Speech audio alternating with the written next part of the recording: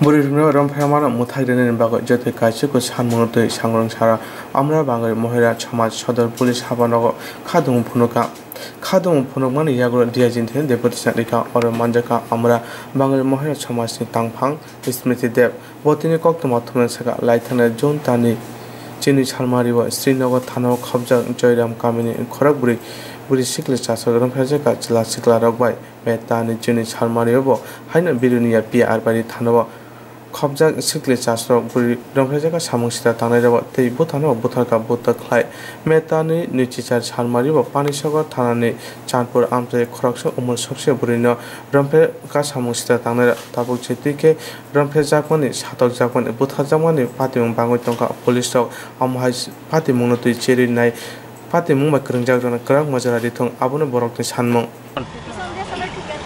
আপনারা সকলেই জানেন বা আপনাদের অক্লান্ত পরিশ্রমেই আমরা গতকাল সংবাদ মাধ্যমে জানতে পারি যে রাজধানীর অনতি দূরে শ্রীনগর থানাধীন 8 জন নরপশুর দ্বারা 4টি নাবালিকা ধর্ষিত হয়।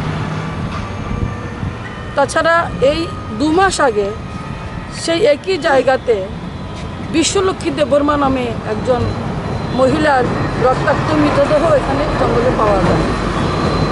তাছাড়া গত 12ই মে বিলুনিয়ার সেই পুরাতন রাজবাড়ি থানাধীন রীতা দে নামক এক নাবালিকা এবং তারই সহোদর ভাই হৃদয় দেকে সুগ্রীব ত্রিপুরা নামে এক নরপশু নৃশংসভাবে হত্যা করে। তাছাড়া সেই পানিসাগর থানাধীন চাঁদপুর এলাকায় 4টি নরপশু একজন নাবালিকাকে ধর্ষিত করে গত 28শে মে। আবার সেই 26শে মে আমরা দেখতে পাই লালসিংমুড়াতে সুখিনা বেগম এবং উদয়পুরে ঠিক একই দিনে রুসুনা বেগম নামে 2 জন মহিলাকে স্বামী নৃশংসভাবে খুন করে। আর গতকালের খবরে আমরা আজকের নিউজে আমরা শুনতে পারলাম যে কমলপুর থানাধীন সেই কার্তিক শীল নামে দক্ষিণ শান্তির বাজারে অসিতা দেব নামক এক নারীকে অর্থাৎ তার স্ত্রীকে নৃশংসভাবে গলায় শ্বাসরুদ্ধ করে হত্যা করে। ঠিক 1.5 বছর আগে তারই স্ত্রী অত্যাচারের জ্বালায় অগ্নিদগ্ধ হয়ে মৃত্যুবরণ করে। ঠিক 2-3 মাসের আমি খবর বললাম, কিন্তু এ ধরনের ঘটনা নিত্য চলেই যাচ্ছে।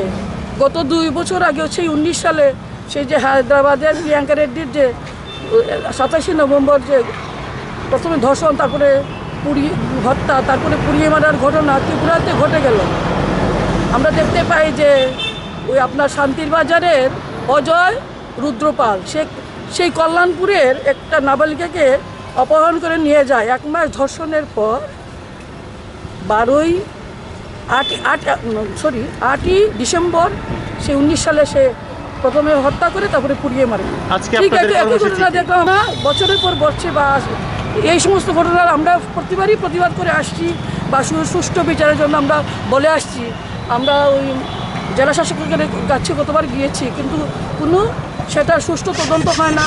দোষীদের ধরা হয় অর্থবল, পেশিবল অথবা রাজনৈতিক রং লাগিয়ে সেটাকে দোষীকে আড়াল করার চেষ্টা করা হয়। ঠিক এইভাবে যদি রাজ্যে চলতে থাকে আমরা দেখতে পাই বা আমরা বাঙালি মহিলা সমাজ এবং বিভাগ বা মানুষ দেখতে পাচ্ছেন যে ত্রিপুরার ভয়ঙ্কর একটা পরিস্থিতি। এখানে আইন শৃঙ্খলা আছে বলে সবাই চিন্তিত আছেন।